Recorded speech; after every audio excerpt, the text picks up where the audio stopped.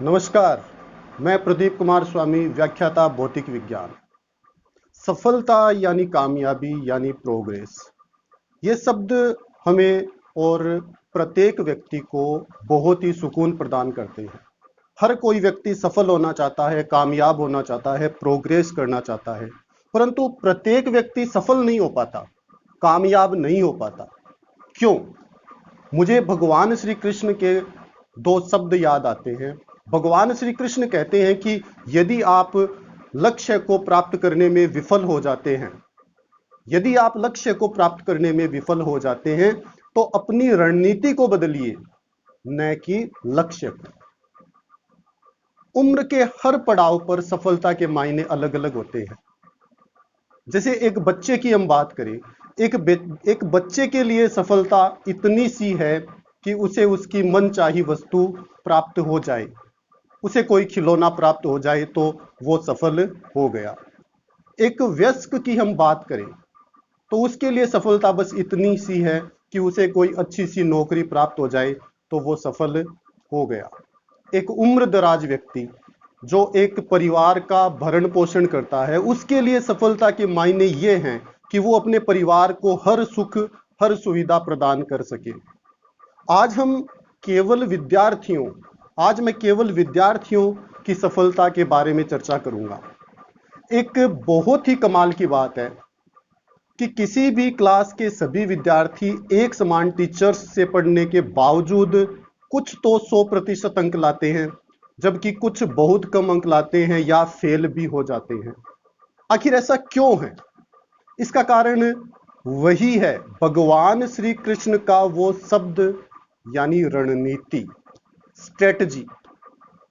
क्योंकि हर विद्यार्थी के पढ़ने की रणनीति जो है वो अलग अलग होती है। देखिए, एक प्रश्न पूछता हूं मैं कि भारत के प्रथम प्रधानमंत्री कौन थे, तो प्रत्येक विद्यार्थी तपाक से उत्तर दे देगा कि पंडित जवाहरलाल नेहरू जो है भारत के प्रथम प्रधानमंत्री थे। अब मेरा एक और प्रश्न है कि भारत के छठे प्रधानमंत्री यानी 6 नंबर पर जो प्रधानमंत्री बने, उनका नाम क्या था? तो बहुत कम विद्यार्थी ही इस प्रश्न का जवाब दे पाएंगे कि मोरारजी देसाई भारत के छठे प्रधानमंत्री थे। ऐसा क्यों है?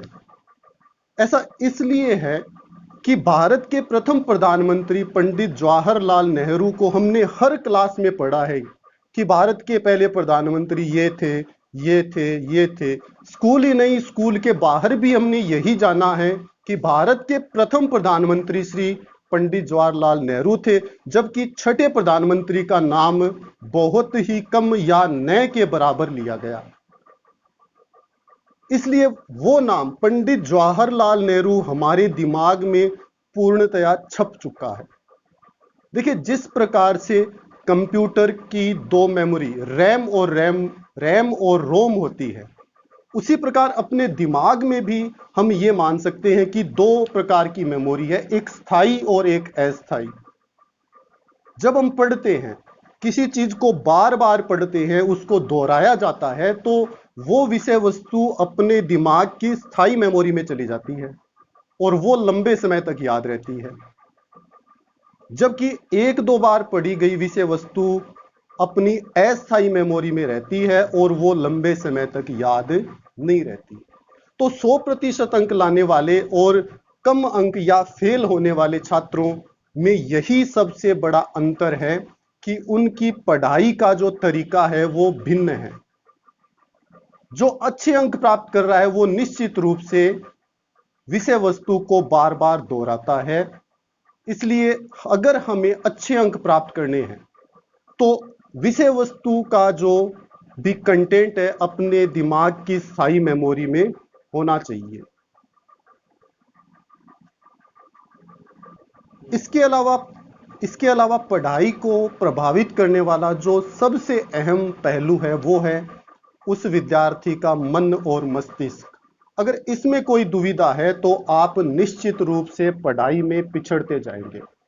जब एक विद्यार्थी कक्षा 11 या 12 में प्रवेश करता है तो उसके अंदर बहुत से भावनात्मक परिवर्तन होते हैं, उसके हार्मोन्स चेंज होते हैं, शारीरिक परिवर्तन होते हैं। अगर आप अपनी भावनाओं को व्यक्त नहीं करेंगे, अपने अंदर ही अपनी अभिव्यक्ति को रखेंगे, अपनी अभिव्यक्ति को दूसरों के सामने या किसी अपने के सामने जब तक व्यक्त नहीं करेंगे, तो वो दुविधा आपके अंदर ही रहेगी।